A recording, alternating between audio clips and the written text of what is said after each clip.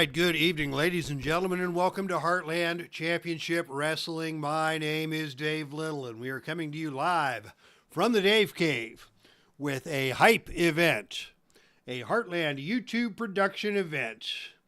We used to call these things pay-per-views, but now it is the new era, and it is a hype show tonight. It is Heartland Havoc 127, The Wolf You Feed, from the Philadelphia Civic Center, featuring the stars of Patriot Championship Wrestling and Heartland Ladies Wrestling. Our main event tonight will be for the Heartland NWA World Heavyweight Championship, as this man, Pat Patterson, defends his title against a very imposing challenger indeed in superstar Billy Graham. The Grand Wizard will be at ringside, keeping a watchful eye on those events as Graham and Patterson square off in our main event. Also tonight, the Midnight Express renew their rivalry with the Steiner brothers, with the World Tag Team Championship on the line once again. These two teams will be battling it out. And the Heartland Ladies Championship will be on the line here tonight as Jordynne Grace, the Juggernaut, the powerhouse champion, defends against a formidable foe in Miss Jacqueline. And with that, ladies and gentlemen, I think we are ready to get things started. Neil Lau, the #1 fan of the Heartland, is first in line, and welcome to you, my friend. Thank you for checking things out here tonight from the Dave Cave, as we get our hype show underway. And I have just been informed that there has been a booking snafu in the Heartland. The original announced match tonight for the North American Heavyweight Championship was supposed to pit Kurt Angle, the champion, against Dr. Jerry Graham. And Dr. Jerry Graham is unable to appear tonight due to contractual obligations. And so Kurt Angle is in the ring and on his own without a challenger. And now we've got some commotion, and we're going to have a challenger for Dr. Jerry Graham, for Kurt Angle to replace Dr. Jerry Graham, who was originally booked. And from the back comes this man, Chris Candido. Chris Candido has come to Philadelphia, along with Derek Bauman and Mark Ferguson joining us. So Chris Candido has thrown down the challenge, and Kurt Angle is going to take it up with him for the North American Heavyweight Championship here in our opening contest. And we've just been informed that it is Mark Ferguson's birthday. Hello, Mark Ferguson, and happy birthday to you, my friend. So just to pull back the curtain behind the scenes, Dr. Jerry Graham never should have been announced as the challenger. He doesn't belong in Patriot Championship Wrestling, but I made a little miscalculation when I was putting together the card and the preview, and accidentally Dr. Jerry Graham is going to be challenging for the Lone Star Heavyweight Championship in Pro Wrestling Mid-America. He is not on the Patriot roster, so his appearance in the previews was a complete misstep on my part. As Cleveland baseball fan 879 joins us, it's a shame that Tammy Sitch couldn't stay clean to get a manager card. Indeed, he could not, or she could not. But Chris Candido is going to challenge for the title. Candido actually won a grudge match against Christian back on February the 15th in New York City. And that's how I tend to choose my challengers for these mid-card championships, is somebody who's won a grudge match recently can step into that role and get the heat going. So Chris Candido has the heat, and Kurt Angle, of course, the popular North American Heavyweight Champion, set to square off here tonight in Philadelphia as we open the show. And of course, Philadelphia, the perfect place for Candido to get some love, as he was a stellar performer in the city of Philadelphia back in his wrestling days. But now, ladies and gentlemen, we're ready to kick things off. And it is Kurt Angle winning the opening initiative role, defending that North American Heavyweight Championship, and he comes out with a big back suplex that takes Candido over and down to the canvas hard. Angle getting off to a quick start here is going to follow that up with a backbreaker, and Candido is hurt yet again. Angle following that up with a big German suplex. Up, over, and down to the canvas hard goes Chris Candido. That is going to cost Candido a point of fatigue. Angle's going to follow that up right away with another backbreaker. Candido slowly getting to his feet. Angle is all over him. Another German suplex delivered, and this time Candido is down. Candido goes down and stays down, and now it is going to be Angle going up for a moonsault. This is a choice E maneuver, choice E, so he can either do agility of 7 or power of 9. The agility will get him a level 3, so he's going to go for it. And on a roll of 5, Angle hits the moonsault. And Candido is stunned. Slowly trying to get to his feet is Candido. And Angle just levels him with yet another German suplex. That is the third German suplex executed by Kurt Angle in this match. And Candido is going to roll out of the ring and down to the arena floor. Both these men are B-rated brawlers. And on a roll of 7, it's going to be Angle winning the brawl on the arena floor with yet another suplex, this time onto the arena floor. And Candido is in rough shape now. Angle with an over-the-head belly-to-belly slam onto the canvas. Candido again going to hit the outside of the ring. And on a roll of 10, it is Angle again winning the brawl on the arena floor. This time a foreign object comes into play. It is the ring bell. Candido tried to fetch the ring bell. Angle booted the ring bell out of the hands of Candido and right into his mug. And Candido now is still in all kinds of trouble. And now it is Angle going up for the death jump. Death jump coming up from Kurt Angle, and on a roll of 6, he nails a flying clothesline off of the top rope. It has been a dominant performance here by Angle. Angle now is going to pitch Candido out of the ring and down to the arena floor. And that may not have been his best move, as they're going to mix it up on the arena floor. There will be no disqualification here, so we will go to the odd-even roll. And on a roll of 1, it is Angle again winning the brawl on the arena floor.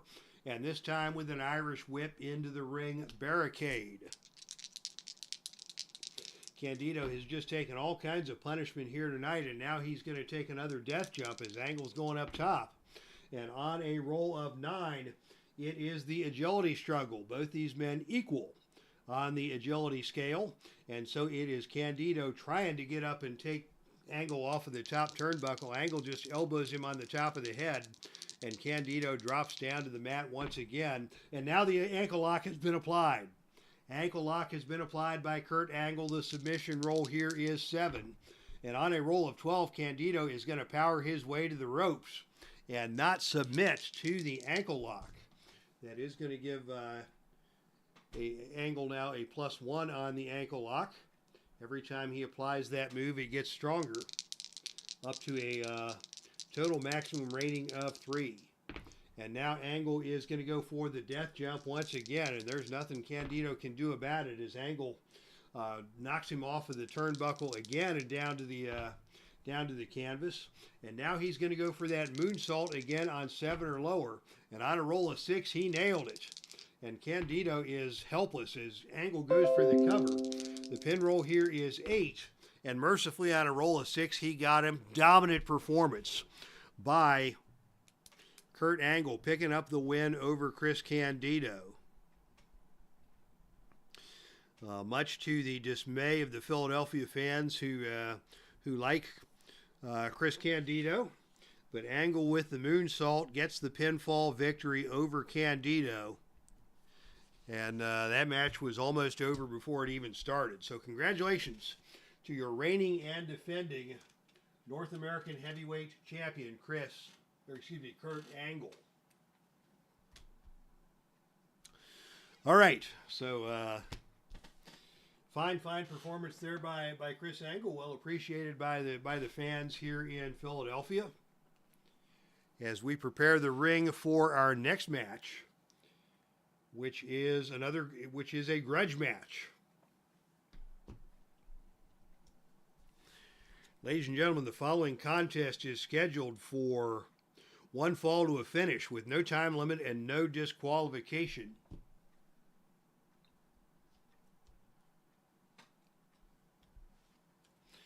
Introducing first.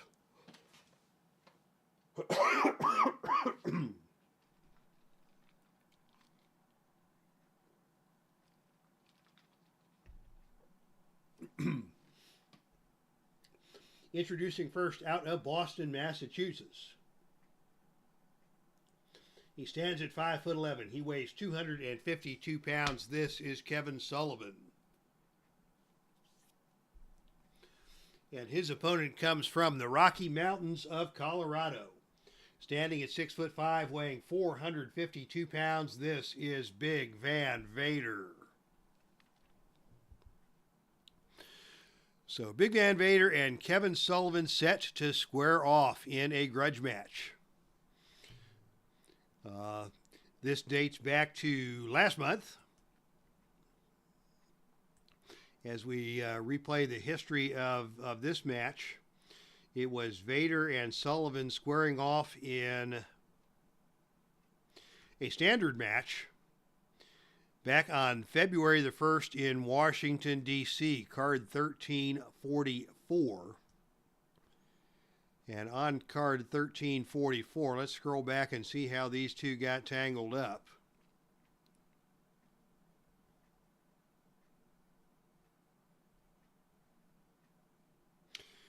It was Kevin Sullivan coming after Vader with a steel chain, but Vader took the chain away from him and slugged Sullivan with it, and that cost Vader a disqualification. But Sullivan was not at all happy about that, and Kevin Sullivan committed a heinous act in New York City at the Hammerstein Ballroom when the group Bagpipes, Body Slams, and Beatboxing was in concert. And Kevin Sullivan came out of the crowd and attacked Vader with a beer bottle. That set up tonight's grudge match. And now it is Vader versus Sullivan. No holds barred, no disqualification here tonight in Philadelphia.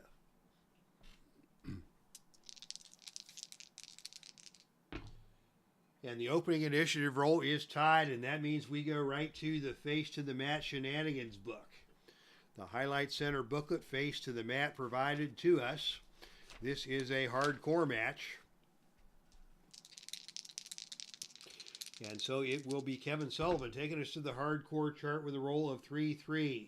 Is Sullivan powerful? No, he is not powerful. In fact, Vader, by far the more powerful man, is going to grab Kevin Sullivan and slam Sullivan headfirst onto the announcer's table before the match even starts. They'd gotten into it at ringside, and Vader slamming the head of Kevin Sullivan onto the announcer's table to get things started here. Vader takes control, and now he is going to continue his assault on the arena floor. Already we're getting things started from the arena floor. And on a roll of 7, it is Vader going to win the brawl on the arena floor with a slam, again slamming his head of Sullivan, this time onto the ring apron. So Sullivan got hit on the head with the ring apron after getting hit on the head with the announcer's table. The head of Kevin Sullivan is having a bad night here so far. And now Vader's going to go right to the release powerbomb. He's going to go for the cover on a pin roll of 5. And on a roll of 7, Sullivan able to kick out. And the match will continue. And I'm not sure that was Sullivan's best idea, as Vader is a man on a warpath. Here is a big suplex executed by Big Van Vader. Sullivan going to roll out of the ring and down to the arena floor. And on a roll of 8, Vader is going to win the brawl on the arena floor once again and drop Sullivan throat first across the steel security railing.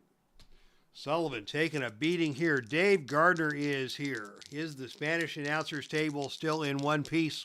It is, my friend, but the night is young. As Vader is now back in control, and out of the ring we go again. And again, it is Vader winning the brawl on the arena floor and slamming the head of Kevin Sullivan into the ring post. The table is still in one piece, but Kevin Sullivan's head is being bounced around Philadelphia like a tennis ball, as he's been off of the announcer's table, off of the ring apron, and now the ring post. What's Vader going to do now? He is going to go for another release power bomb. The pin roll here is 6 or lower, and on a roll of 8, Sullivan again kicks out. What is he thinking? Stay down, you big dummy. As Vader stays on him, and Vader is going to go for a Samoan drop. This is a choice H maneuver, and on choice H, we have the option of an agility roll of 8 or lower, or a death jump roll of B.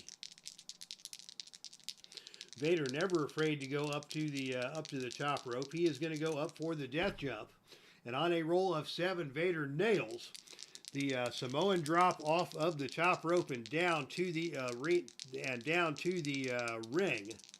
And Sullivan hurting now, and Vader with a Vader bomb. Actually, he's got the option here to try the moonsault. On one die, roll one die. On rolls of 1 to 3, Vader misses, and sure enough, he missed. Vader missed the moonsault, and now Sullivan has the chance to take over here. Vader probably could have covered him, but he instead went for the moonsault, and now Sullivan is in control, and Sullivan is going to go for a double foot stomp. This is a choice G maneuver, so he's going to have to go death jump A, and on a roll of 7, it is Sullivan who nails a flying move off the top rope. Double axe handle blow delivered by Kevin Sullivan onto the head of Big Van Vader. Sullivan now going to take Vader out of the ring. And out of the ring we go again. And again, they're going to mix it up on the arena floor. They're going to go to the odd even roll. And on a roll of 6, it is Vader who again wins the brawl on the arena floor and hurls Sullivan into the crowd. What a pummeling Kevin Sullivan is taking here tonight in Philadelphia. And now a big suplex as they're back into the ring. Sullivan finally able to stagger to his feet. Vader stays on him with a whip to the ropes. Off the ropes comes Kevin Sullivan. And on a roll of 12, it is a huge, massive body splash delivered by Vader as Sullivan came off the ropes. Sullivan is down. And Vader this time is just going to go for the Vader bomb. That's a +1 finisher. The pin roll here, 6 or lower, and Sullivan is down. My goodness, what a tail whooping we have seen here as Vader just dominated. Kevin Sullivan bouncing Kevin Sullivan like a stuffed toy of some sort all around the ring and all around Philadelphia before pinning him with the Vader bomb to put an end to one ugly grudge match.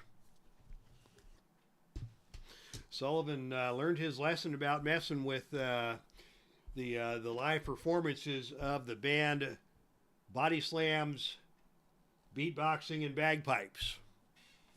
So I think Sullivan learned his lesson there. Maybe he did, maybe he didn't. I think Kevin liked it. That's why he don't quit. Yeah, it's probably true. Mark Ferguson, thank you for the commentary on that match. And ladies and gentlemen, we now have another grudge match coming up as the steel cage is descending from the top of the arena down over the ring. As the steel cage comes down, this will be our first ladies match of the night. As we mentioned, tonight's Hype event is a co-production of Patriot Championship Wrestling and Heartland Ladies Wrestling. And this grudge match has been building and building over time. And a steel cage match is going to be what is necessary to contain these two women. Introducing first, out of Tijuana, Mexico. She stands at 5'3". She weighs 119 pounds. This is Thunder Rosa. And her opponent hails from Dallas, Texas. Standing at 5'6", weighing 135 pounds, this is Madi Wrenkowski. Madi Wrenkowski has been around Heartland Ladies Wrestling for a number of months, and she has found herself frequently on the receiving end of bullying tactics from Thunder Rosa and her tag team partner and fellow Twisted Sister, Hollydead. And Madi Wrenkowski was bullied mercilessly by the Twisted Sisters until finally Sarah Del Rey stood up for Madi. Madi and Sarah had a tag team bout against the sisters that ended in a fierce brawl. And as a result of that brawl, it was Sarah Del Rey and Thunder Rosa in a grudge match. And Thunder Rosa was about to clean Sarah Del Rey's clock with a foreign object when Madi Wrenkowski finally took a stand and stood up to Thunder Rosa, and they got into a pull-apart brawl leading to this contest here tonight. Fans from all over Heartland Ladies Wrestling were just thrilled that Madi Wrenkowski had made her stand and finally tried to push back against the bullies.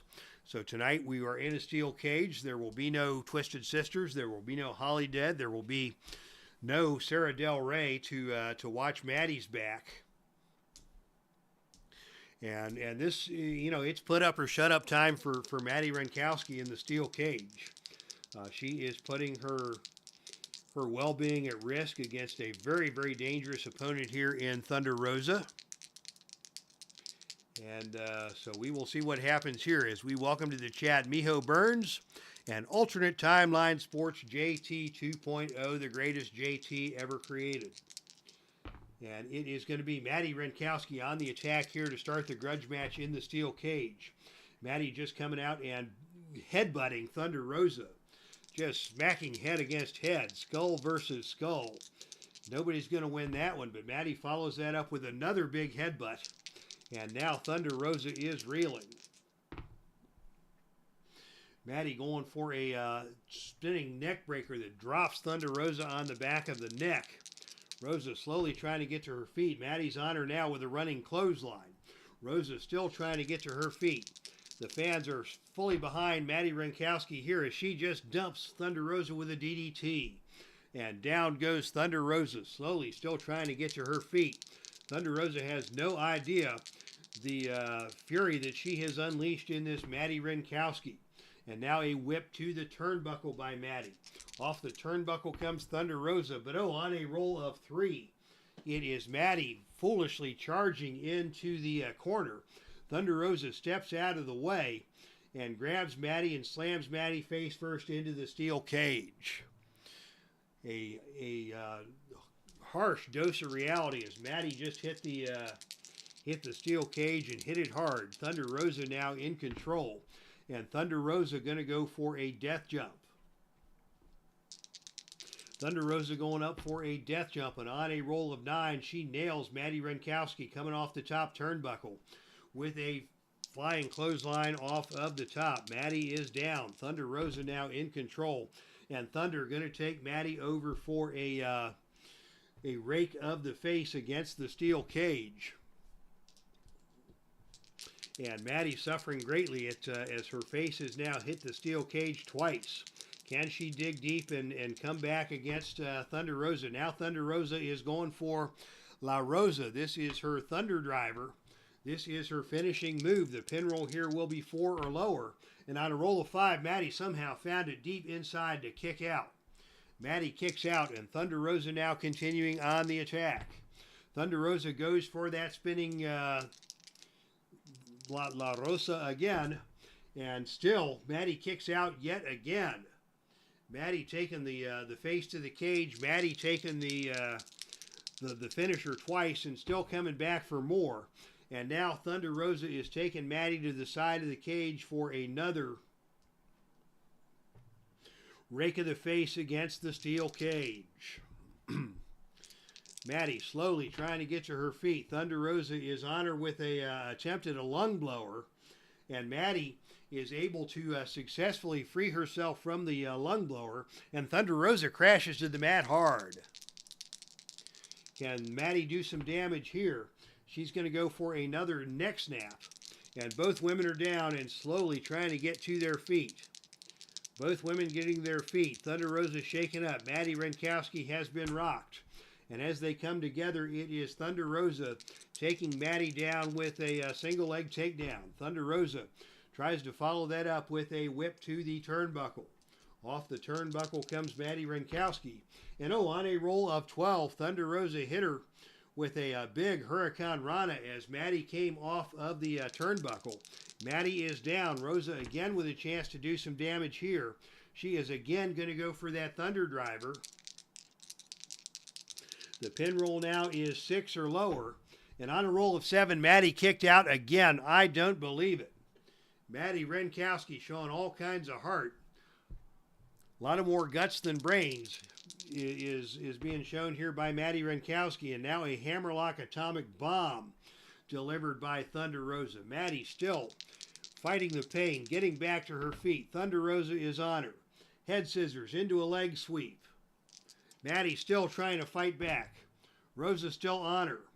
Another attempted lung blower and another escape from Madi Wrenkowski. Madi hits another level 2 reversal. And this time Madi is going to go for a head scissors.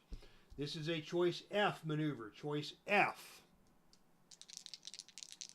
So she will need a roll of 8 or lower to successfully execute this, and the hanging head scissors has been applied.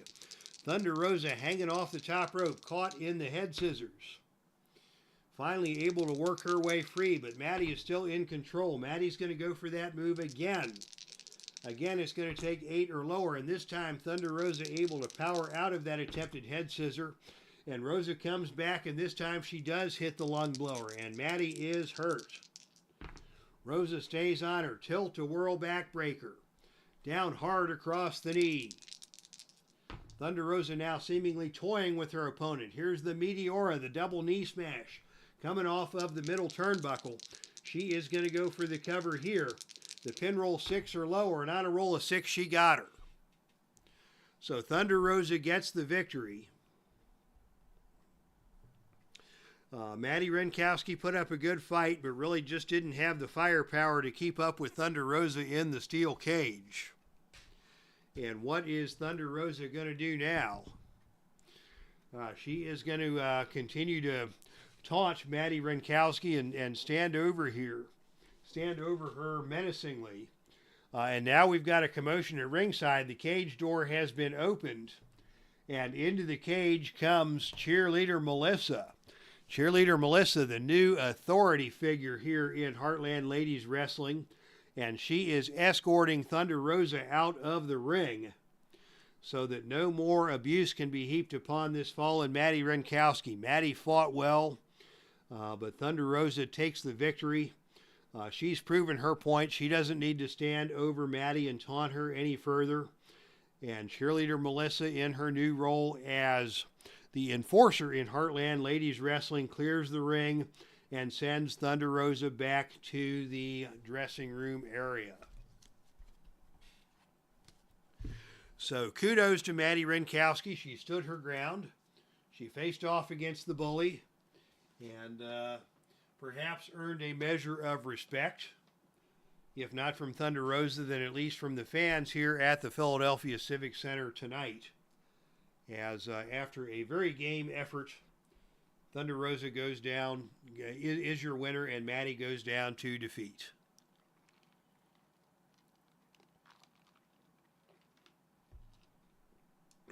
And in the words of Miho Burns, 3 part foolish, 1 part brave. Indeed, sir, there is no question. And now, ladies and gentlemen, we have another title match coming your way. The following contest is scheduled for one fall with a 45-minute time limit.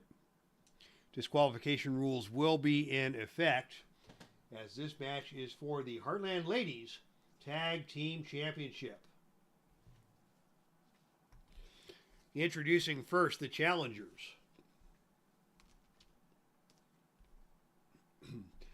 At a total combined weight of 270 pounds, collectively known as Pretty Empowered. First, from Los Angeles, California, standing at 5'5", this is Ella Envy. And her tag team partner hails from Knoxville, Tennessee, standing at 5'6" tall. This is Kenzie Paige. Kenzie Paige and Ella Envy making their mark in contemporary wrestling in the NWA promotion, where Kenzie is the reigning champion as of the last time I checked. And as a team, the team of Pretty Empowered has made it to the top of the ranks here in the Heartland, and they are challenging for the titles here tonight. But their opponents are formidable champions indeed.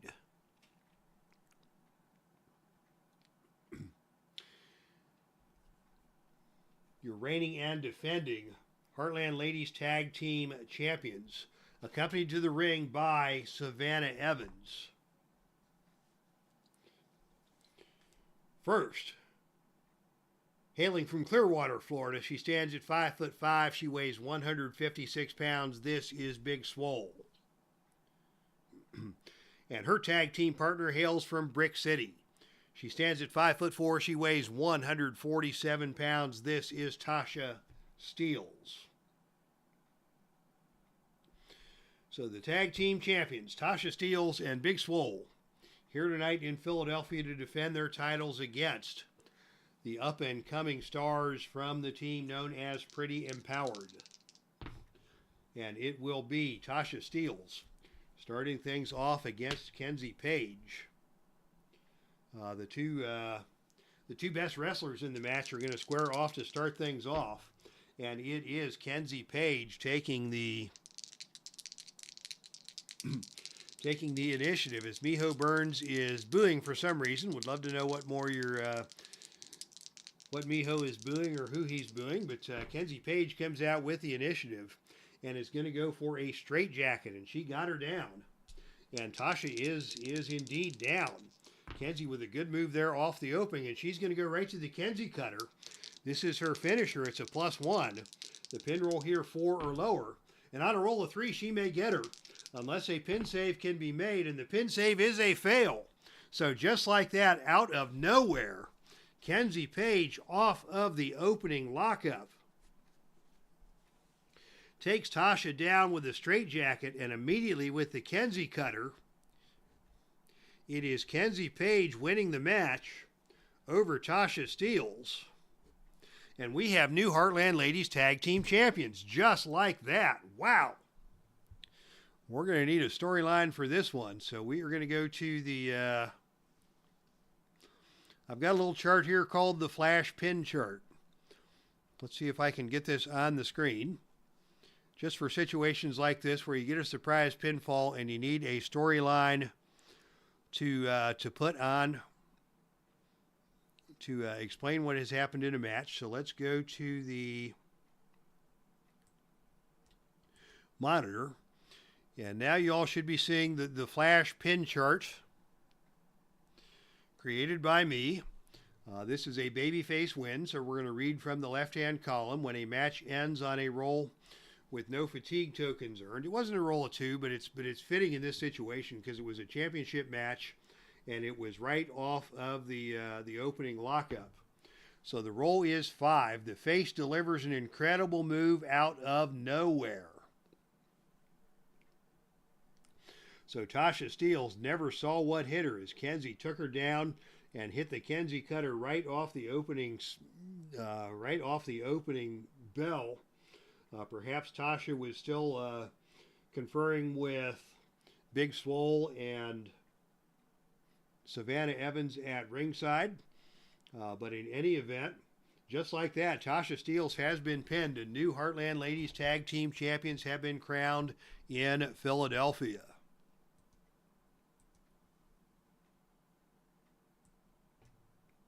And we go back to the tabletop. How about that? Miho Burns preferred the previous champ. I did too. I really like this team of Tasha Steelz and Big Swole. Tasha Steelz, man, she has got one of the most unique and fascinating, her look with the sunglasses and the bandana and just the way that she carries herself, her trash talk. She is a very underappreciated performer in current wrestling, as is Kenzie Paige. Kenzie Paige also has a very bright future in this industry. But yeah, the team of Tasha, Steelz, and Big Swole has provided a lot of good moments here in the Heartland, and they're not done. They will be back for a rematch against the team of Pretty Empowered, and hopefully they will be better prepared for that rematch than they were here tonight in Philadelphia. All right. We are at the midpoint of the show. 4 matches down and 4 to go here in tonight's hype event from Philadelphia, Heartland Havoc 127, The Wolf You Feed. Nia Strauss providing the ring and music for tonight's show.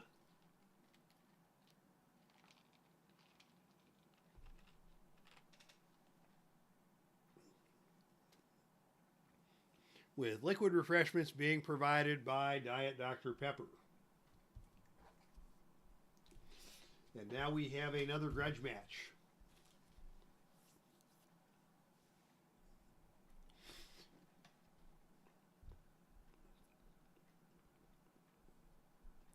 And in fact, this will be a 6-man grudge match.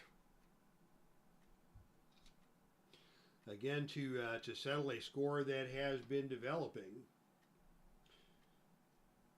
due to a feud that has erupted between the great Malenko and the Destroyer. Both men have called in reinforcements. Destroyer was joined by, the great Malenko was joined, of course, by his manager, Gary Hart, and their stablemates, the Road Warriors. And it was Destroyer being defended by his own son, Kurt Beyer. And as soon as the Road Warriors got involved, Mark Henry got involved. No love lost between the Warriors and Mark Henry. So now it comes down to a grudge match here in Philadelphia. Ladies and gentlemen, the following contest is scheduled for one fall to a finish. And it is a 6-man grudge match. Introducing first, being led to the ring by Gary Hart. From Moscow, Russia, he stands at 5'10". He weighs 265 pounds. This is the great Malenko. And his tag team partners at a total combined weight of 562 pounds out of Chicago, Illinois. It is Hawk and Animal, the Road Warriors. So Malenko, Hawk, Animal, ready to wreak havoc here in Philadelphia. And their opponents are being led to the ring by Percy Pringle III.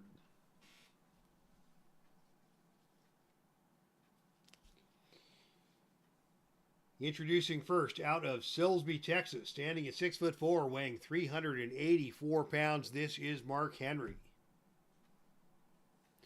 And his tag team partner out of Buffalo, New York. He stands at 6'4", weighs 248 pounds, this is Kurt Beyer. And their partner, from parts unknown, standing at 5'10", weighing 233 pounds, this is the Destroyer. So the Destroyer, Kurt Beyer and Mark Henry, set to take on the Road Warriors and the great Malenko, Professor Boris Malenko, here tonight in Philadelphia. And I gotta wonder how this works, because Destroyer is billed from parts unknown and his kid is from Buffalo, New York. So somewhere, some way, the cat got out of the bag there on that deal. In any event, Gary Hart and Percy Pringle, who have a managerial rival of their own in play here tonight,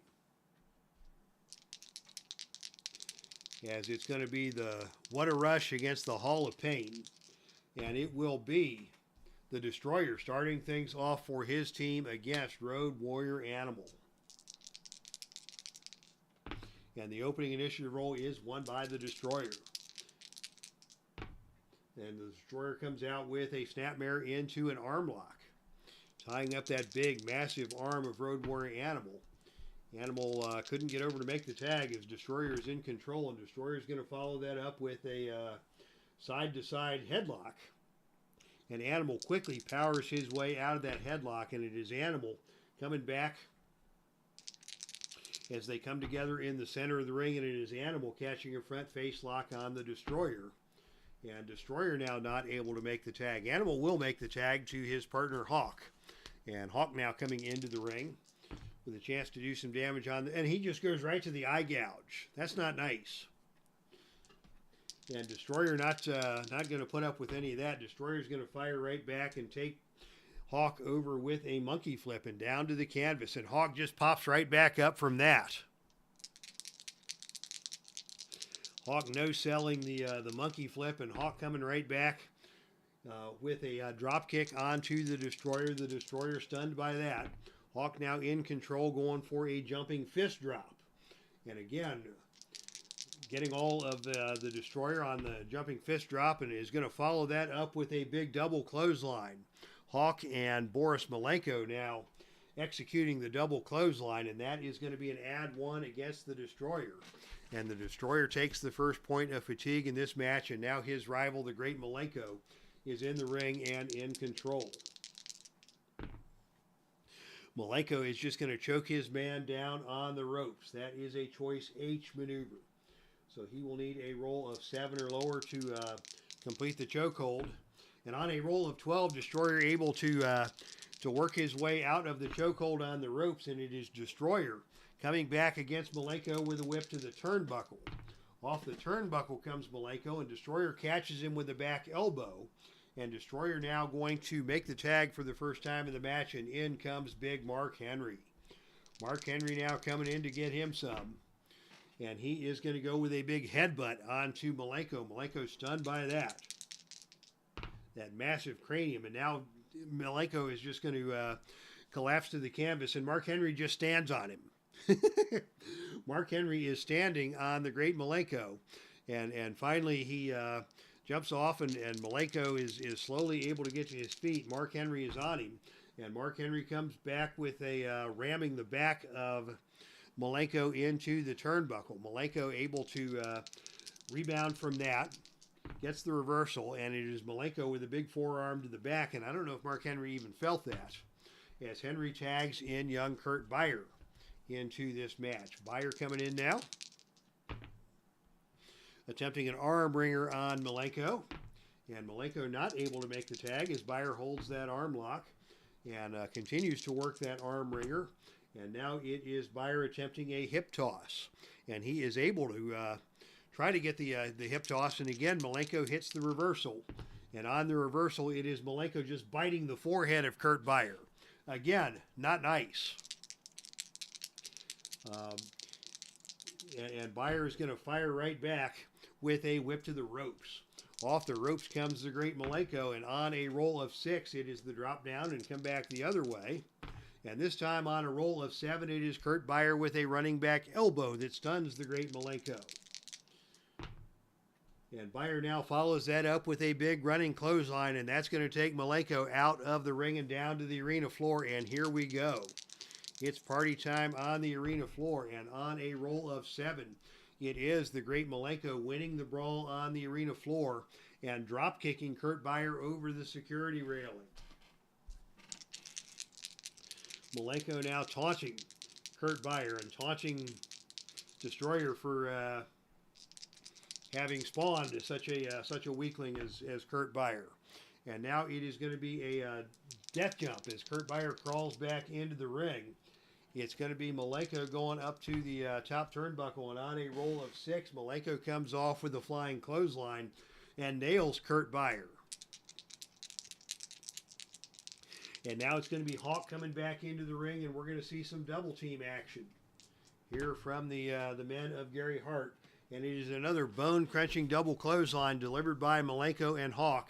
And Kurt Beyer is in some trouble here. And Hawk is on him now with a big over-the-shoulder backbreaker. Beyer slowly struggling to his feet. Hawk stays on him.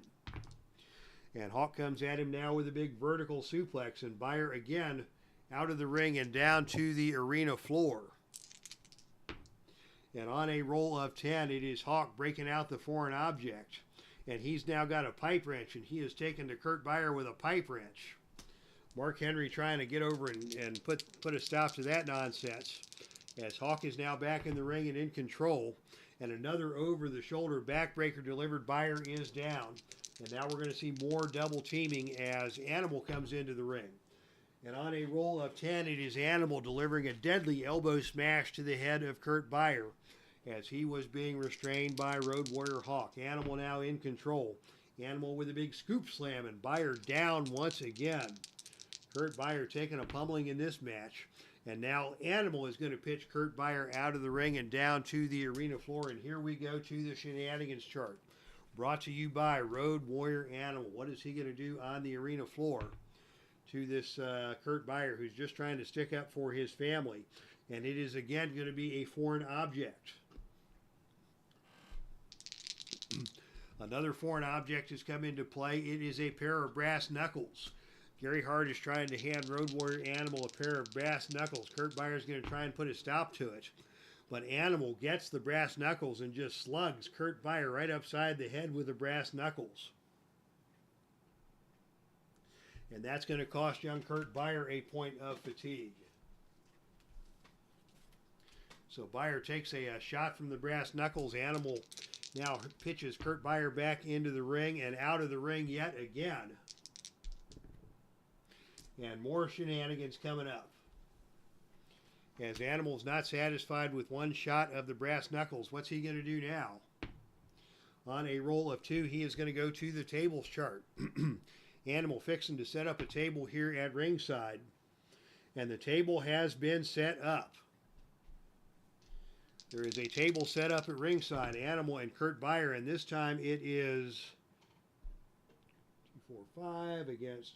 Oh my goodness. Kurt Beyer has a horrifically bad cage rating. He is out of his element here. It's going to be Road Warrior Animal again, this time power bombing Kurt Beyer through the ringside table. Kurt Beyer may be counted out here on a roll of 6 or lower. He is going to be able to continue, and he is going to get back into the ring.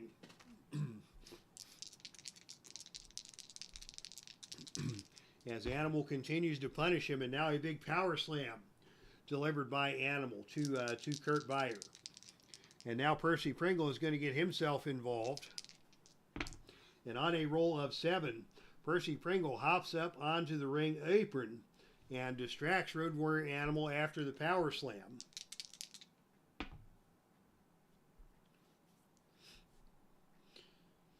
And the opponent, Road Warrior Animal, decks Percy, who tumbles off the ring apron and down to the floor. But Percy's wrestler sneaks up behind the opponent and hits a powerful move, so Kurt Beyer now has a chance to deliver a move. And Kurt Beyer now has Road Warrior Animal trapped in the figure 4. This is a submission hold. The submission will be 3 or lower. And on a roll of 10, Animal is not going to submit. Beyer does take another point of fatigue after the power slam. But now Beyer finally going to be able to tag in Mark Henry to this match. Henry coming in against Road Warrior Animal. These two men have a heated rivalry. And now it is a bear hug applied by Mark Henry. Animal going out of the ring and down to the arena floor. But on a roll of 7, that's the best man wins roll, and that is Animal. With the superior rating as a brawler, and Animal slams the head of Mark Henry into the ring apron. Things not getting any better for the men of Percy Pringle. Percy Pringle has been knocked out. Mark Henry just got his head bonked onto the ring apron. And now Animal is going to come in with Hawk for a double team. And on a roll of 6, it is a bone-crunching double clothesline delivered by Hawk and Animal onto Mark Henry, and Mark Henry is down. Hawk now going up for a death jump. He thought better of that. Henry is a death jump A, so he's going to roll up one instead and just hit Henry with a drop kick. Henry able to get to his feet as Hawk comes at him again, and now Hawk and Malenko with a big double clothesline onto Mark Henry. That is an add 1 maneuver. Hawk is going to go for the pin. The roll here is 3 or lower, and on a roll of 7, Henry able to kick out. And now Malenko takes over as the legal man in the ring, as Gary Hart has everything going his way tonight here in Philadelphia. Malenko coming in now with the Russian sickle. That is a +2 finisher. The pin roll here 6 or lower. Destroyer going to have to attempt a pin save, and on a roll of 6, the pin save is successful. But Henry has just eaten yet another point of fatigue, and now it is Henry who has been busted open. And Destroyer is going to use the last pin save attempt here and try and interfere on behalf of Henry. And on a roll of 10, Destroyer hits the ring, but Hawk comes in and takes out Destroyer. And now Malenko has open season against Mark Henry, as all of the pin save rolls have been exhausted by the babyface team here. And Malenko pitches Henry out of the ring and down to the arena floor yet again. And on the arena floor, it is Malenko, the A-rated brawler, winning the brawl on the arena floor with a pile driver onto the ring steps. What a horrific night it has been for Mark Henry.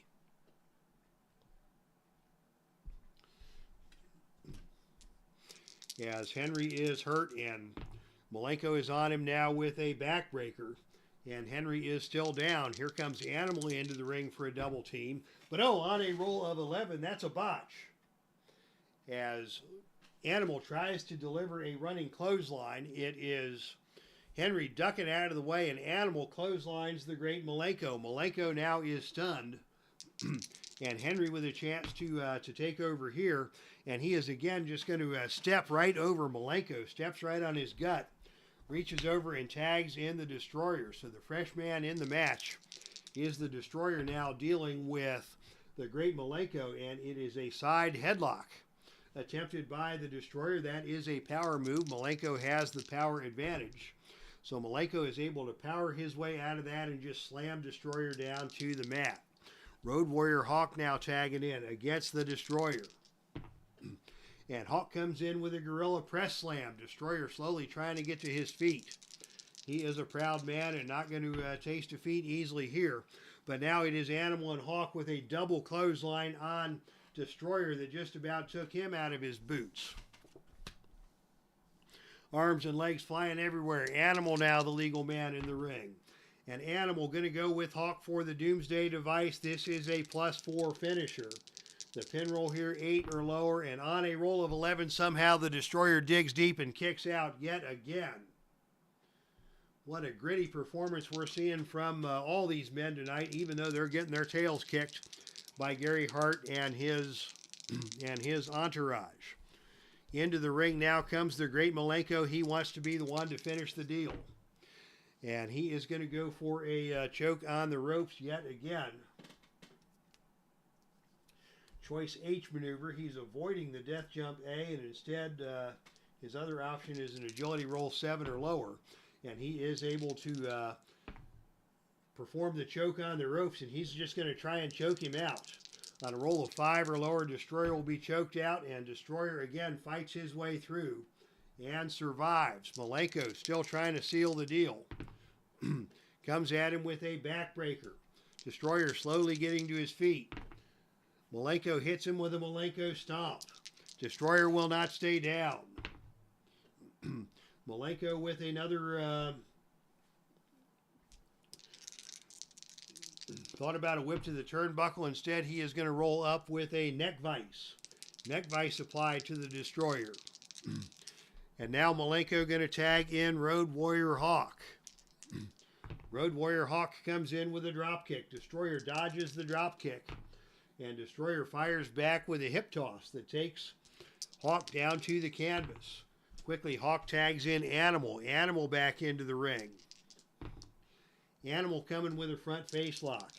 Taking Destroyer down to a knee. A blatant chokehold applied by the Animal. Destroyer fights back. And Destroyer dumps Road Warrior Animal across his knee with a big backbreaker. Animal now staggering to his feet. Destroyer stays on him. Another backbreaker delivered. Mark Henry wants back into the ring, and here he comes. Henry taking over on Animal with a whip to the ropes. Off the ropes comes Road Warrior Animal, and on a roll of 10, The man with a better ropes rating takes control, and that is going to be Animal. Animal B off of the ropes, Henry C off of the ropes. So they collide in the center of the ring, and Animal wins the collision. And it is going to be Animal with a big power slam on Mark Henry.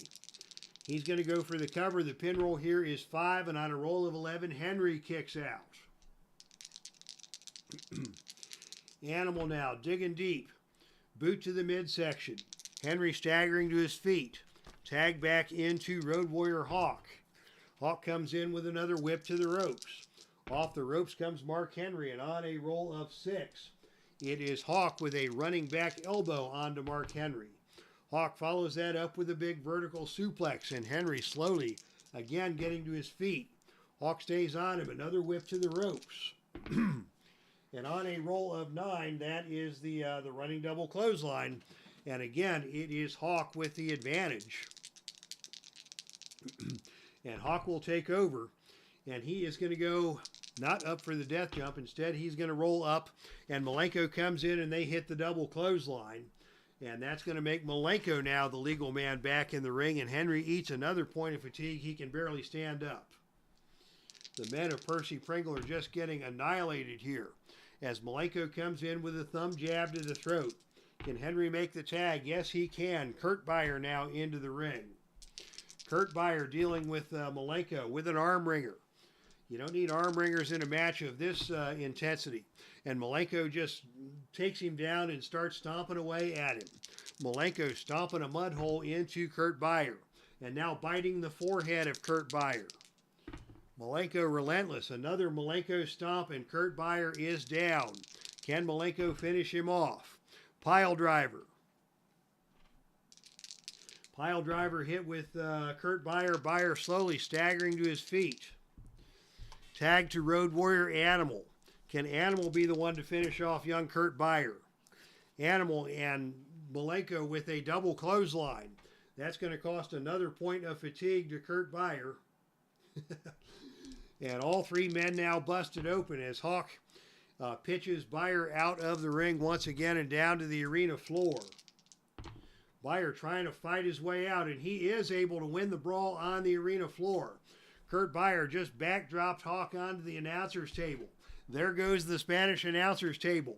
As Hawk came running at Beyer with a clothesline, Beyer backdropped him and Hawk went through the Spanish announce table, and he is down at ringside. Beyer now with a chance to do some damage. Slingshot plancha. Hawk getting to his feet. Tag to the Destroyer. Destroyer coming in. Handstand knee drops delivered to Hawk. He's going to go for the cover. The pin roll here would be Snake Eyes. There will be no pin. But finally, a member of the Gary Hart faction has taken a point of fatigue. As Destroyer doing his best to mount a comeback. Destroyer going up for the death jump. But on a roll of 4, Hawk caught him and slams Destroyer down to the mat. Maybe a little assist from Gary Hart there, grabbing the leg of Destroyer, allowing Hart to hold him in place as Hawk threw the Destroyer down to the mat. Now Animal back into the match, and Animal going for the camel clutch. This is a choice G maneuver, choice G. So he can go for a power roll of 7 or lower, or a death jump of A. He's going to go for the power roll, and the camel clutch has been applied. Will we see a submission here on a roll of 6 or lower? And on a roll of 4, that's it. Destroyer finally succumbs to the camel clutch.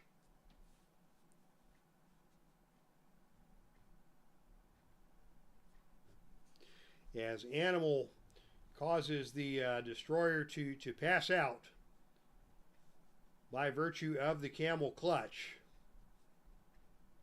And mercifully, this match is over. The Road Warriors are yucking it up. They really have no investment in this other than the money that Gary Hart is paying them, and he's paying them well, and tonight they performed well. Malenko, the man with the real personal agenda here, is going to stand over the Destroyer and put the boots to him one final time before Gary Hart leads his men away from ringside in victory. So yeah, a very one-sided, brutal affair there. We really haven't had what I would consider to be a good match yet tonight. Madi and Rosa was pretty entertaining. But the tag team match with the ladies' title ended very quickly. Kurt Angle made short work of Chris Candido, and of course Vader pummeled Kevin Sullivan. And now we have our World Championship matches upcoming, and maybe those will be better. We can only hope. But I am going to treat myself to another swig of Diet Dr. Pepper and get the voice refreshed as the show goes on here in Philadelphia.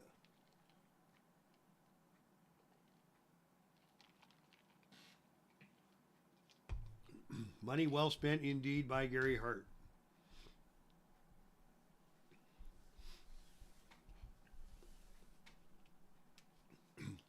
And now, ladies and gentlemen, the time has come for the following contest. Scheduled for one fall with a 45-minute time limit. Disqualification rules will be in effect, as this match is for the Heartland Ladies Championship. Introducing first the challenger.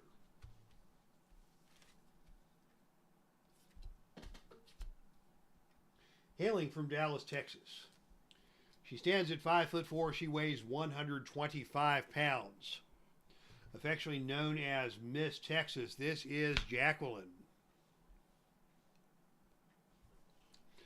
And her opponent is your reigning and defending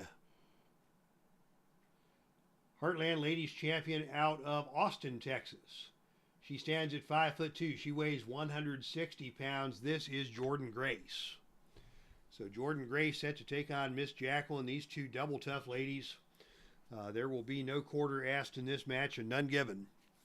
As we say hello to Rob. Rob, exclamation point. Hello, basketball doctor. Rob coming to you live from the 2300 Arena, the most exciting man in the Heartland. So exciting, he's got an exclamation point after his name. Good to see you, my man. It's been a while. Thanks for dropping by. As Jordynne Grace and Miss Jacqueline ready to start things off here in title competition. Jordynne Grace's Heartland Ladies Championship on the line. And it is Jordynne who takes the opening initiative role.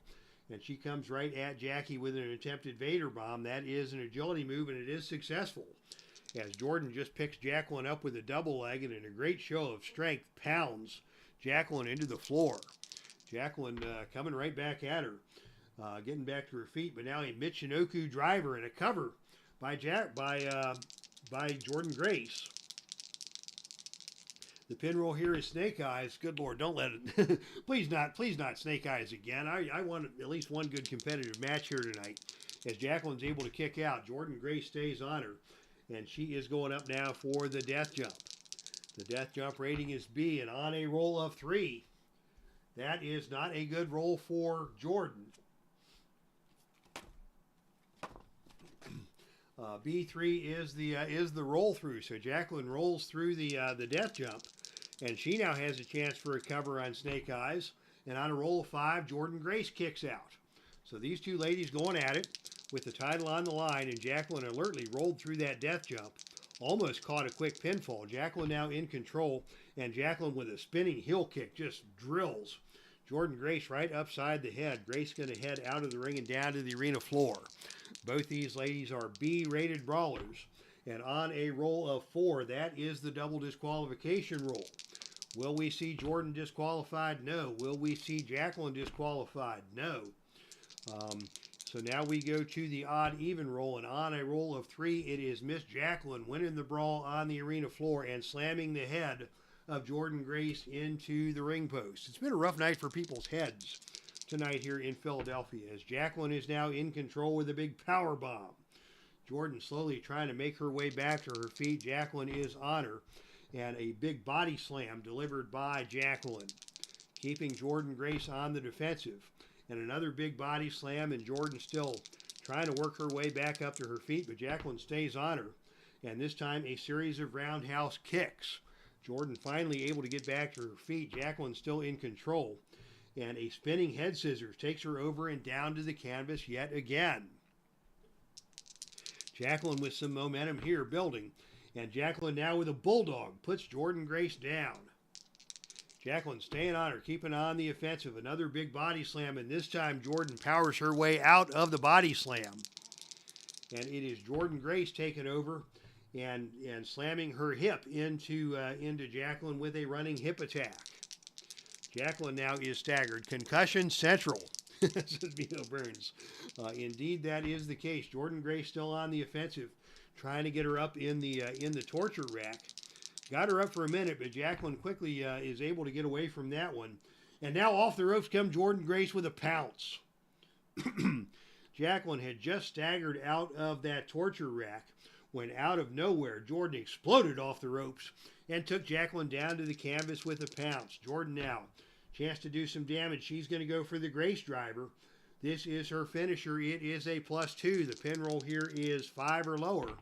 And on a roll of 6, Jacqueline just got her leg under the bottom rope. And the match will continue. As Jordynne now is going to go up for the death jump. This didn't work out well for her the first time. And the second time around, it is going to work out better. On a roll of 10, on the death jump chart, that is the agility rating. And both these ladies have 0 agility. So Jordynne Grace able to execute the superplex on Jacqueline. Jacqueline is down. And Jordynne now going to go up for yet another death jump. And this time on a roll of 7, it is Jordynne with a flying double axe handle off of the top turnbuckle that puts Jacqueline back down onto the canvas. And now a muscle buster executed by Jordynne Grace. Jacqueline goes down, rolls over, and staggers to her feet as Jordynne gets up off of the mat. And Jordynne comes at her again. She's going to try for the Ganyasuke clutch. This is a very clever maneuver where she ties up the arms and shoulders and rolls the opponent over into a pinning predicament. This is a choice E maneuver, so she will need 9 or lower to complete that. And she does indeed get her over. But Jacqueline is able to roll free of that without landing in the pinning predicament. Jordynne stays on her with another running hip attack. And Jacqueline gets back to her feet. Again, a hip attack delivered by Jordynne. She got all of that one as Jacqueline is smacked into the turnbuckle. She goes down, and Jordynne is going to go up again yet for another death jump. And this time on a roll of 5, Jacqueline caught her. Jackie caught her and slammed Jordynne Grace down to the canvas hard. Jacqueline now with a chance to do some damage. She's going to go for a spinning heel kick. Got a good bit of that one. Jacqueline still a little worn out, not able to follow up as quickly as she would like, but now a big German suplex by Jacqueline. Again puts Jordynne down. Both women staggering to their feet. Jacqueline now thought about a whip to the turnbuckle, thought better of it, and instead it is going to be Jacqueline with a vertical suplex. That's a power move, and that ain't going to happen as Jordynne stands her ground there. Whips Jacqueline into the ropes and comes off again with a pounce, and this time just knocked Jacqueline out of the ring and down to the arena floor, and here we go again. We're going to see shenanigans here in the Heartland Ladies Championship match as Jacqueline is out of the ring and looking to do some mayhem. The out of the ring again chart brought to you by Jacqueline, and it is going to be a foreign object in play once again. And this time the foreign object of choice is going to be a steel chair. Jacqueline has picked up a steel chair, risking disqualification. Jordynne trying to defend herself, and it is, let's see, that's a 9, that's a 7. It's Jordynne Grace winning the battle over the steel chair. And she just smacked Jacqueline with a steel chair. That's going to cost Jacqueline a point of fatigue. And it's also going to potentially cost Jordynne Grace a disqualification. And on a roll of 5 or lower now, she will be disqualified, but the referee is going to let it go. He's going to let it go. And Jacqueline has been busted open by that steel chair. Fall from Grace. Here comes the cover. The pin roll now 5 or lower, and on a roll of 4, she got her. So the steel chair, probably not Jacqueline's best idea of the night, as it ends up leading to her own demise, as Jordynne Grace has successfully defended the Heartland Ladies Championship with the fall from Grace after the steel chair shot.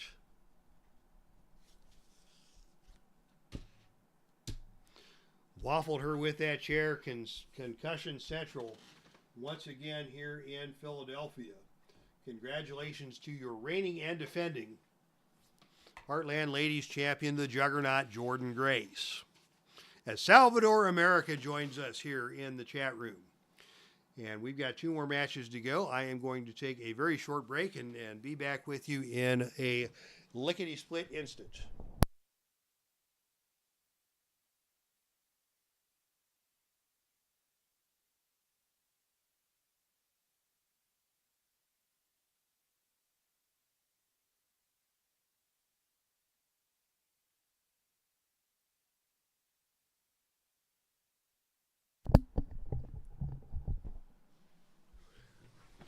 All right, ladies and gentlemen, we are back. The following contest is scheduled for one fall with a 60-minute time limit. Disqualification rules will be in effect. This match is for the Heartland NWA World Tag Team Championship.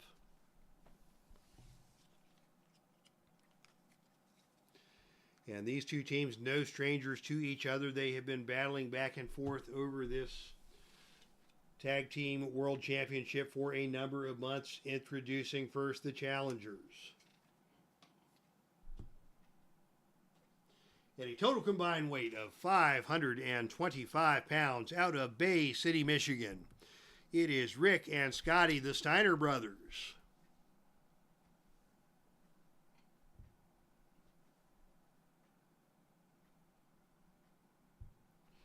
And their opponents are your reigning and defending NWA World Tag Team Champions. They are led to the ring by James E. Cornette. At a total combined weight of 458 pounds, beautiful Bobby Eaton, Sweet Stan Lane, the Midnight Express. So it's the Midnight Express taking on the Steiner brothers here tonight in Philadelphia, with the NWA World Tag Team Championships on the line. Disqualification rules are in effect. And don't think Jim Cornette wouldn't hesitate to get his team disqualified if that's what they got to do to hold on to their championships, as beautiful Bobby moves out to take on Rick Steiner to get this match started. And it is Rick Steiner taking the opening initiative role. And coming out, he attempts a hip toss. That is an agility move. Not the brightest move by Rick Steiner, but can't remember the last time Rick Steiner pulled the brightest move. Eaton with the reversal. Comes back with a divorce court and just slams the shoulder of Rick Steiner down to the mat. Good counter there by Bobby Eaton as Steiner rolls out of the ring and down to the arena floor. But on a roll of 7, it's going to be beautiful. Bobby winning the brawl on the arena floor. And a DDT onto the concrete floor. Another closed head wound here tonight in Philadelphia, this time suffered by Rick Steiner. It's closed head trauma night here in Philadelphia, as now it is Bobby Eaton going up for the death jump. Bobby Eaton, one of the masters of the skies, and on a roll of 5, Steiner caught him. Steiner knew what was coming. He caught him and slammed Bobby Eaton down to the canvas. And now it is Bobby Eaton down and in trouble. And Steiner comes at him with a German suplex. This is a choice H maneuver. Choice H.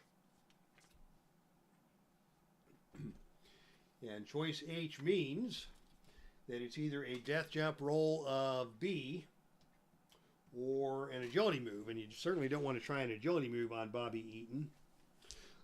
So he will try the death jump.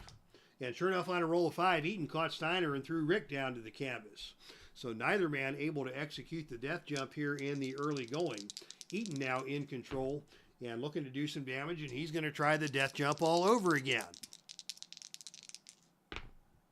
And this time Eaton is able to connect on Rick Steiner with a big flying elbow smash off of the top turnbuckle, and Steiner has been stunned. Eaton now continues to go to work, and he's going up again for yet another death jump. He's convinced he can win this match from the air, and he got him again. And now here comes Sweet Stan Lane into the ring for a double team, and on a roll of 7.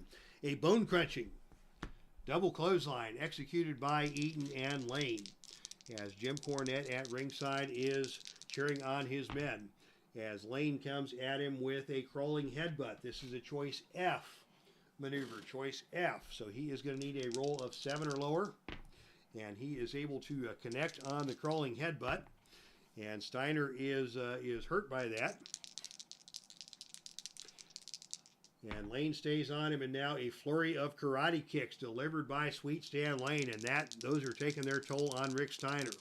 Rick desperately trying to get over and make the tag, unable to do so, as the educated feet of Sweet Stan Lane are putting some hurt on Rick Steiner. Steiner is down, Lane with a chance to do some damage here. He is not going to let Steiner escape the ring.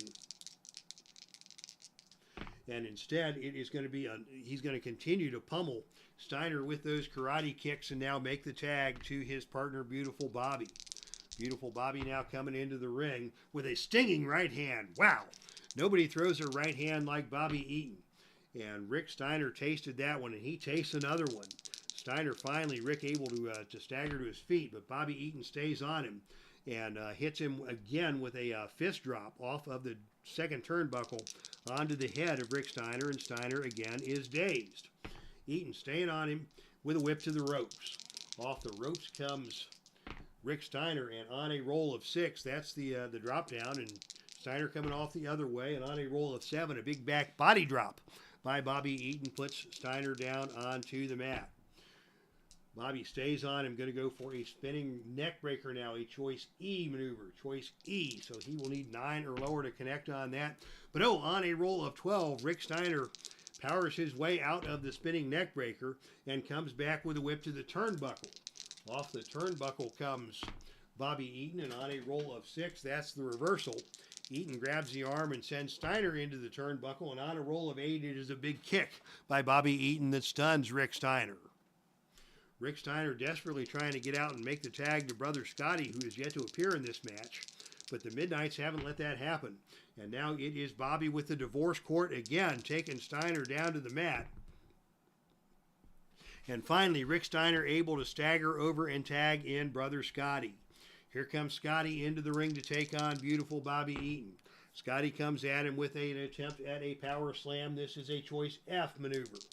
He will need 9 or lower to hit that, and on a roll of 5, the power slam is successful, and Bobby Eaton rolls out of the ring and down to the arena floor. And that is to the advantage of Bobby Eaton, who is an A-rated brawler, but on the roll of 9, it is going to be Scotty winning the brawl on the arena floor and driving the back of Bobby Eaton into the ring apron. Going to try and take some of the starch out of Bobby Eaton and maybe limit his effectiveness in those aerial moves. And now it is the Super DDT, executed by the Steiner brothers. That's a +3 finisher. The pin roll here 6 or lower, but the pin save is successful, as Lane able to save his partner from being pinned after the Super DDT. And the Steiners can hit that move out of nowhere, and it is devastating. Rick Steiner now the legal man in the ring, and he hits a belly-to-belly suplex. Eaton desperately trying to get the tag made and unable to do so. Now it is the Steiner brothers fixing to do some double team action. But on the roll of 10, that is another botch. That is not a botch, but that's only a level 2. As just a glancing blow on the running elbow smash by Steiner. Eaton tried to get out of the way, unable to fully get out of the way, but Steiner still in the ring and in control, and going to go for a forearm smash on a choice B maneuver, which is going to turn into a whip to the turnbuckle. Off the turnbuckle comes Beautiful Bobby, and on a roll of 8, it is a big kick by Scotty Steiner that stuns Beautiful Bobby. Bobby comes back at him, and now a fall-away slam executed by Scotty Steiner. Eaton goes down and makes the tag to his partner, Sweet Stan Lane. As we expected, lots of tags, lots of alert team action from both these squads. One near fall, a near catastrophe for Bobby Eaton before Stan Lane barely made the save. And now Lane is coming in with an attempt at a power slam. That is a power move and not going to work. And Scotty instead follows that up with a whip to the turnbuckle. Off the turnbuckle comes Sweet Stan Lane, and on a roll of 7, it is a big kick from Scotty that stuns Sweet Stan Lane. Scotty follows that up with another whip to the turnbuckle and another big kick delivered. And now here comes Rick in for a double team, and on a roll of 7, it is another running forearm smash delivered by Rick Steiner. Rick now in the ring and in control, and coming at him with another whip to the turnbuckle. Stan Lane with a turnbuckle rating of C. So his odds at being able to survive this are not good. And now another big kick from Rick Steiner stuns Stan Lane at the turnbuckle. Rick comes at him with a whip to the ropes. Thought better of that. As Lane has a ropes A rating, so Rick instead is going to roll up and go for a series of big right hands that keep Stan Lane at bay. Rick follows that up yet again with a twisting power slam that puts Lane down onto the canvas and puts him down hard. Steiner following that up with a backbreaker into a buckle ram. Lane staggering to his feet. Rick stays on him. Again, not going to go with the whip to the ropes, and instead this time with a series of crossface shots. And Lane now going to fire back. And Lane attempting a double arm suplex, which is a power move, and that again is not going to work. And now it is another whip to the turnbuckle instead by Steiner. And another big, devastating move by Rick Steiner that just took the starch out of Sweet Stan Lane. Sweet Stan Lane is down. Rick Steiner now with a chance to do some damage. German suplex choice H. That's going to be a death jump A or an agility roll of 6 or lower. He'll try the 6 or lower. And on a roll of 3, he is able to hit the German suplex. And now it is going to be Stan Lane trying to tag his partner, Beautiful Bobby. Gets there, makes the tag. Beautiful Bobby coming into the ring with a headlock and a punch to the side of the head of Rick Steiner. Maybe a little thumb to the throat as Steiner was staggered by that. And Bobby Eaton now with another divorce court takes Steiner down to the canvas. Eaton follows that up with a whip to the ropes. Off the ropes comes Rick Steiner, and on a roll of 7, it is a big back body drop executed by Bobby Eaton. Now Lane coming back in for a double team, and on a roll of 8, it is a deadly elbow smash delivered by Sweet Stan Lane onto Rick Steiner. Following that up with a whip to the turnbuckle. Off the turnbuckle comes Rick Steiner, and on a roll of 6, it is Steiner who lifts a knee to the head of Sweet Stan Lane, and Lane now has been staggered. Rick Steiner follows that up with a series of big right hands, and now tags brother Scotty back into the match. Scotty Steiner coming in with a belly-to-belly suplex that takes Lane over and down to the canvas hard. Lane slowly getting to his feet as Steiner rolls him over into a single-leg Boston Crab. Stan Lane unable to get over and make the tag as Steiner pulls him back into the center of the ring. And now as Steiner pulls Lane to his feet, another whip to the turnbuckle and another big specialty move delivered by Scotty Steiner. The better man wins that one, and Lane with that C rating on the turnbuckle is taken down by Scotty Steiner. And Scotty now is going to pitch Lane out of the ring and down to the arena floor. Both these men are B-rated brawlers. And this time on a roll of 3, it is Lane who wins the brawl on the arena floor and slams Scotty Steiner onto the announce table. Lane now with a chance to do some damage. It is the double team move, and on a roll of 6, it is the Gravedigger. That is a +3 finisher executed by Eaton and Lane. The pin roll here 5 or lower, and on a roll of 7, Scotty able to kick out. But just like that, the Midnights have regained control. Bobby Eaton now your legal man in the ring. What's he going to do? He is going to go for a top rope elbow that stuns Scotty Steiner. Eaton following that up with a whip to the ropes. Off the ropes comes Scotty Steiner, and on a roll of 5, it is Scotty with a running shoulder tackle that takes Eaton down to the canvas. Scotty now back in control. Scotty with a fall-away slam. Eaton slow to get to his feet, tagging Rick back into the match. Rick comes in with a whip to the turnbuckle. Off the turnbuckle comes Eaton, and on a roll of 7, it is a big kick from Rick Steiner that stuns Bobby Eaton. Rick follows that up with a big Steiner line. Eaton slowly getting back to his feet. Rick stays on him. Not going to do the whip to the ropes. Instead, a body slam takes Eaton down to the canvas. Eaton not able to make the tag. Here comes Brother Scotty. It's going to be a double team for the Steiner brothers. But oh, on a roll of 12, that's a big botch. That is a big botch. You hold the opponent while the partner tries to jump off the turnbuckle, but the opponent ducks and you get hit instead. Roll your pin. Rick Steiner will be pinned here on a roll of 3 or lower, and there will be no pin save attempt. But Steiner able to kick out. And in a situation like that where the partner's down, I would not have allowed a pin save attempt. But Eaton now in control against Rick Steiner. And Eaton going to go up for a slingshot backbreaker that takes Rick Steiner down to the canvas. Eaton follows that up with a vertical suplex. Rick now tries to get over and make the tag and is able to get there. And Scotty Steiner, now the legal man in the ring, working against Bobby Eaton. Tries the drop kick and misses. Bobby, the more agile of the two men, dodged that one and comes back instead with an attempt at a vertical suplex. Scotty powers his way out of the vertical suplex and hits a big Steiner line that takes Bobby down to the mat. Unable to make the tag, Scotty continues on with a belly-to-belly suplex. And now Eaton rolls out of the ring and down to the arena floor. Eaton is an A-rated brawler on the arena floor. And it is going to be Eaton now taking us to the shenanigans chart. Out of the ring again we go, brought to you by beautiful Bobby Eaton on behalf of the Midnight Express. And it is going to be some tables action. Tables at ringside. What's going to happen here? On a roll of 10, the table has again been set up on the arena floor. And it is gut check time. For both these men whose gut checks are about even. Scotty with a 1-point advantage. But oh, Scotty wins the gut check roll and then some. And is able to backdrop Bobby Eaton through the table. Eaton may be counted out here on a roll of 4 or lower, and he'll be counted out, but that's okay. In fact, it's Jim Cornette holding his man and not letting Eaton try to return to the ring. Eaton will take the count out, and instead, the Midnight Express will go home with the tag title belts as a result of the count out. So let's see, what would we do here? Bobby Eaton's going to take a point of damage.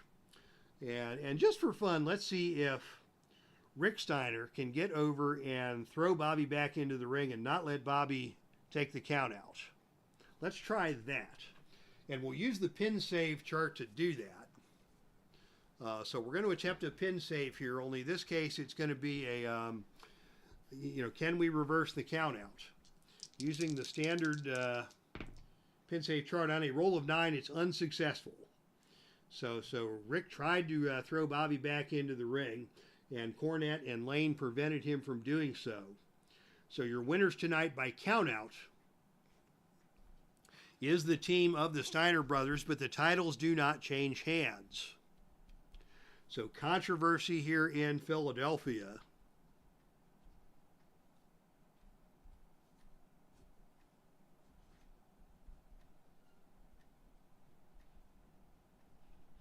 As Eaton set up the table on the arena floor, but Scotty backdropped Eaton through the table. Eaton went down. The referee started the 10 count.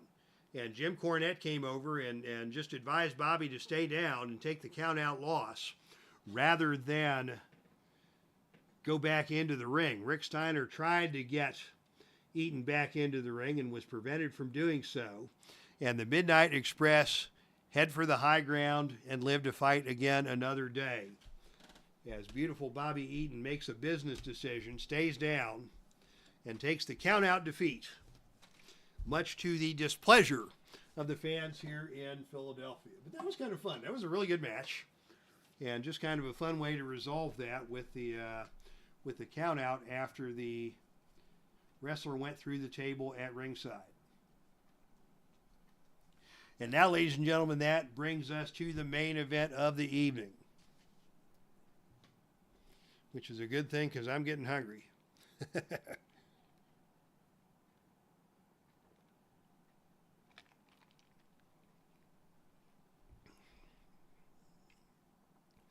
The belts are getting heavy. Best defense is to be there to keep the belts. But now, ladies and gentlemen, it's time for your main event of the evening. The following contest is scheduled for one fall with a 60-minute time limit with no disqualification rules will be in effect, as this match is for the NWA World Heavyweight Championship. Introducing first the challenger.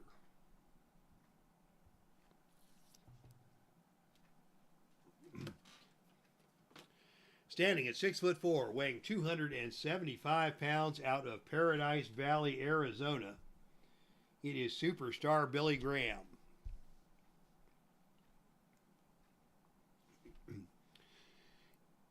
And his opponent, hailing from San Francisco, California, standing at 6'1", weighing 243 pounds, he is your reigning and defending NWA World Heavyweight Champion.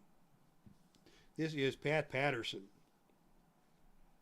And boy, if there was ever a Cinderella story in the Heartland, how Pat Patterson got to be World Heavyweight Champion. He won the Filsinger Cup tournament back in October, in part because of an injury suffered by Luthez that opened the door for Patterson to win that tournament. Then he came in and took the World Heavyweight Championship in a surprise victory. That match took place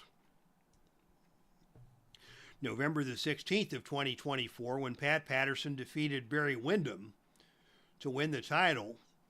And Pat Patterson has been holding that belt since November of 2024. He's on to 5 months of a reign here. He successfully turned aside Windham.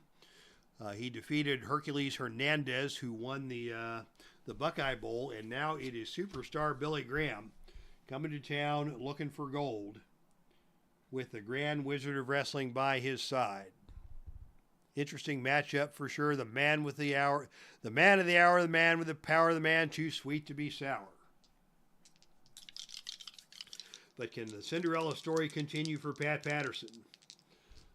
Pat Patterson has a decent card. He's got a +2 finisher on the bombs away. He's got an add 1 move on level 3 offense on 5, and he's got 3 level 3 moves on level 2. So that does make him formidable on the offensive side.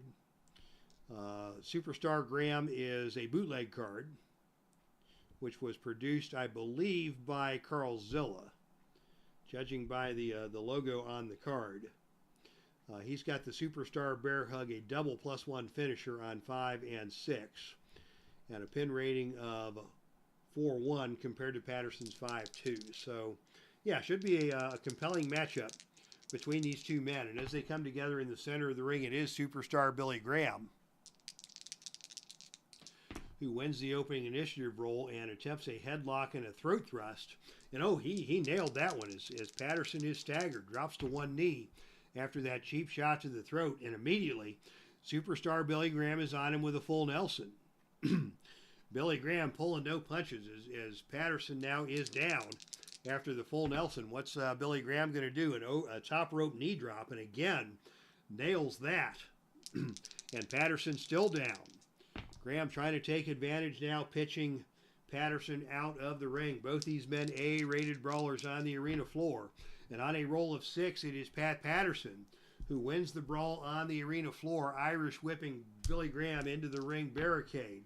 We'll not see a disqualification here, but Patterson is in control and now goes for the atomic drop. And Graham is again going to leave the ring and go out to the arena floor.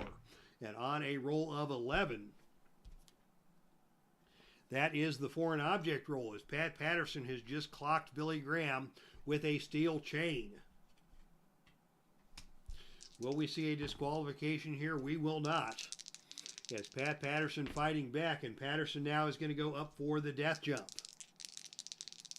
Billy Graham, a B-rated performer on the death jump, and he caught him and threw him down to the mat. Patterson too slow getting up top. And Graham takes him down and pitches him out of the ring once again. And it's going to be shenanigans here again in Philadelphia, the home of shenanigans. This time brought to you by Pat Patterson. And on a roll of 4, the tables are going to come into play yet again. As Pat Patterson is going to try and set up the table. The table has been set up. But Graham attacks Billy Graham and pitches him back into the ring. Or excuse me, he doesn't pitch him back into the ring, but Patterson sets up the table. Billy Graham caught him, and now it's another roll on the arena floor, and this one is won by Patterson. Patterson wins the brawl on the arena floor. So he sets up the table. Graham comes after him, and now it is Patterson whipping Graham Irish whip into the ring steps. So Pat Patterson back in control now, and he's going to go for the finisher. The bomb's away. The pin roll here is 3 or lower. And on a roll of 12, Billy Graham kicks out and kicks out with authority. Kathy Evans now joining us at ringside. Pat Patterson in control here. There is a table in play at ringside, which may come into play later in this match. But right now, Patterson trying to seal the deal with Billy Graham. Atomic drop executed by Patterson, and Graham is again down. And now it is going to be a scoop slam attempted by Pat Patterson. This is a choice E maneuver, choice E. So let us see what the choice E chart brings. He is going to need a roll of 10 or lower to complete the scoop slam, and he slams Billy Graham down hard to the canvas. Graham slow getting to his feet. Pat Patterson stays on him now with an airplane spin. Around and around and around. And down to the canvas goes superstar Billy Graham. Pat Patterson stays on him. And Patterson now with a whip to the turnbuckle. Billy Graham, an A-rated turnbuckle guy, but on a roll of 9, it is a big kick by Pat Patterson that stuns Billy Graham. Patterson now throat drop onto the top rope. Graham is stunned. Patterson staying on him. And Patterson now another whip to the turnbuckle. And this time it is a knee to the head delivered by superstar Billy Graham that stuns Pat Patterson. Graham now taking control. Repeated kicks and stomps. Just stomping a mud hole into Patterson, and Patterson down in the corner. Billy Graham stays on him and now catches him in the superstar bear hug. Submission maneuver applied. This is a +1 submission move. The submission roll will be 3 or lower, and on a roll of 9, Patterson able to kick out. Superstar Billy Graham staying on him. And the superstar bear hug applied again. The submission roll now 4 or lower, and on a roll of 10, Patterson again able to survive. But Graham is putting the pressure on big time now, and now pitches Patterson back down out of the ring and down to the arena floor. Shenanigans coming into play once again as Patterson desperate to hold on to his title. What's he going to do here? Pat Patterson goes to the shenanigans chart, and on a roll of 10, it is going to be outside interference. Who's bringing the interference? It's going to be Patterson bringing the interference. His ally is the Mountie. The Mountie coming in to help out Pat Patterson. Let's see what happens here on the out of the ring, or excuse me, the outside interference charts. As the Mountie has come to ringside. And on a roll of 10, your ally storms the ring, but the opponent wins the ensuing brawl and throws him out of the ring. Then he performs another big pin on you and pins you. Roll your pin. So Patterson may be pinned here on a roll of 4 or lower. And on a roll of 5, Patterson barely able to kick out as the interference by the Mountie backfires. And Billy Graham is in control. And Billy Graham is now going the over-the-shoulder backbreaker. Patterson slowly getting to his feet. As Billy Graham now is going to go with, a back body drop choice A. That's either a ropes A or a power roll of 8 or lower. So he's going to try the 8 or lower on the power roll. And on a roll of 10, it is Patterson able to avoid the back body drop. And instead, Patterson with a jumping stomp that stuns superstar Graham. Both men are down. Slowly they get to their feet. Graham now comes at him with a running shoulder tackle. Patterson stays on his feet. Headlock and throat thrust. And this time, Pat Patterson was wise to that, blocking the throat thrust. And Patterson firing back, hoisting him up and around for an airplane spin and down to the canvas hard. Billy Graham is down, and now it's Pat Patterson with a chance to do damage. Pat Patterson applies the figure 4 leg lock. That is an add 1 maneuver for Pat Patterson. Billy Graham is still down. And now Pat Patterson with the atomic drop. Billy Graham is still down. Patterson with a chance to continue. Out of the ring we go yet again. There will be no shenanigans this time. But on a roll of 12, it is Graham who may be counted out. As Pat Patterson, let's see what happens on a roll of 12. The opponent crushes you with a spectacular move outside of the ring. So Pat Patterson hitting a ramming the back of superstar Billy Graham into the turnbuckle, into the apron.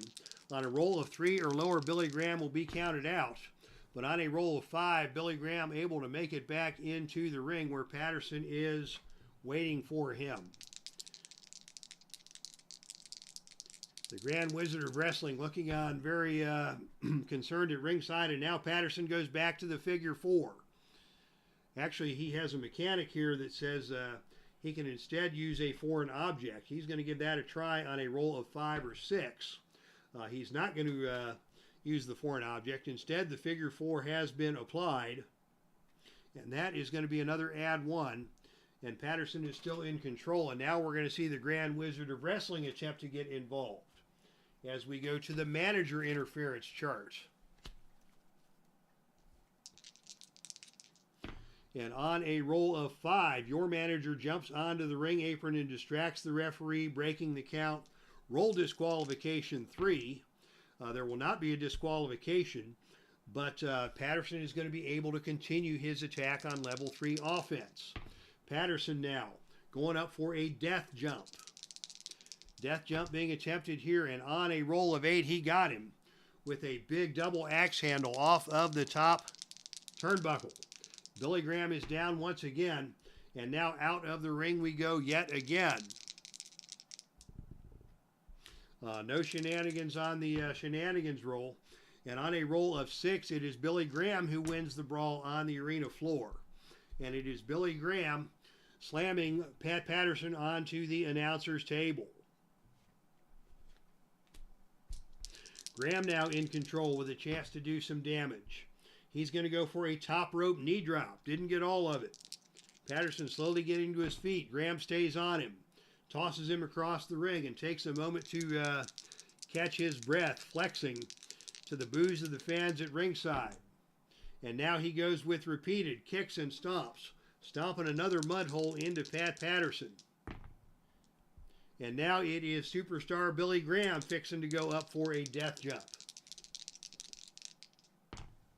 And on a roll of 6, it is a flying clothesline delivered by Billy Graham off of the top turnbuckle.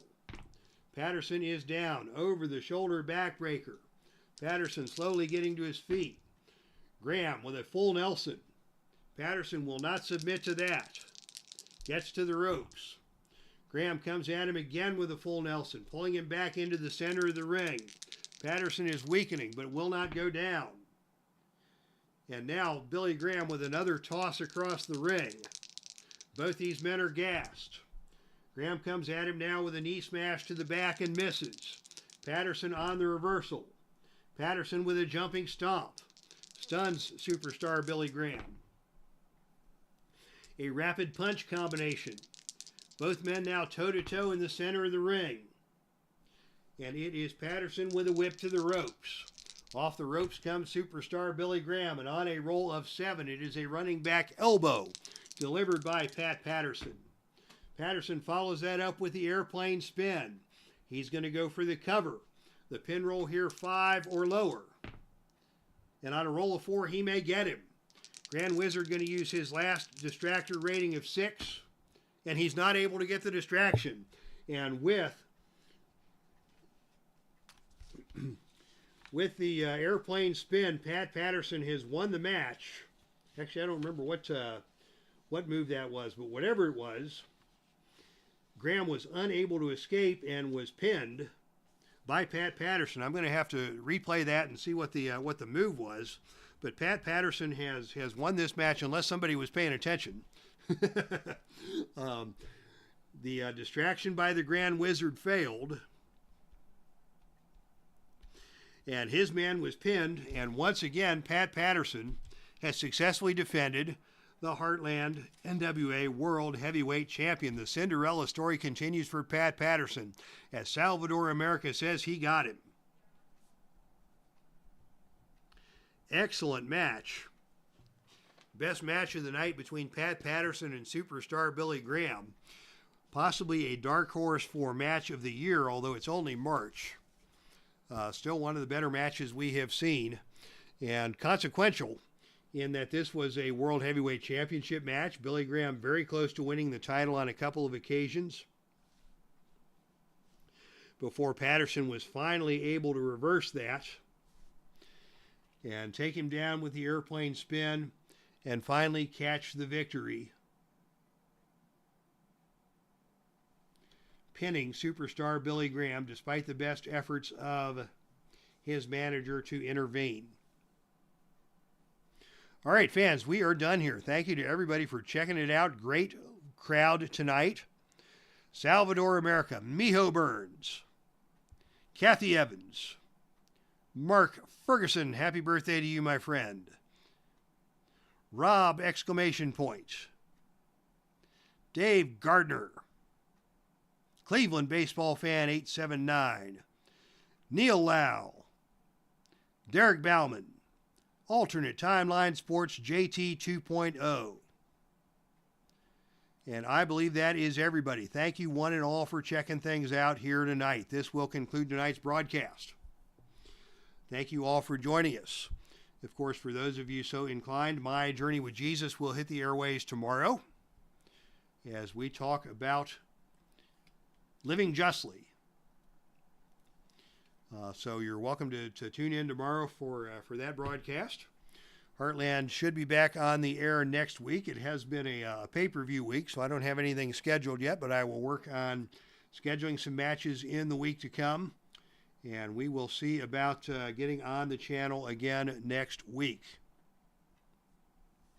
So from the Dave Cave, signing off, brought to you by the Epic Sports Broadcasting Network. Thank you again once and all for tuning in. That's our stream, and I am out of here.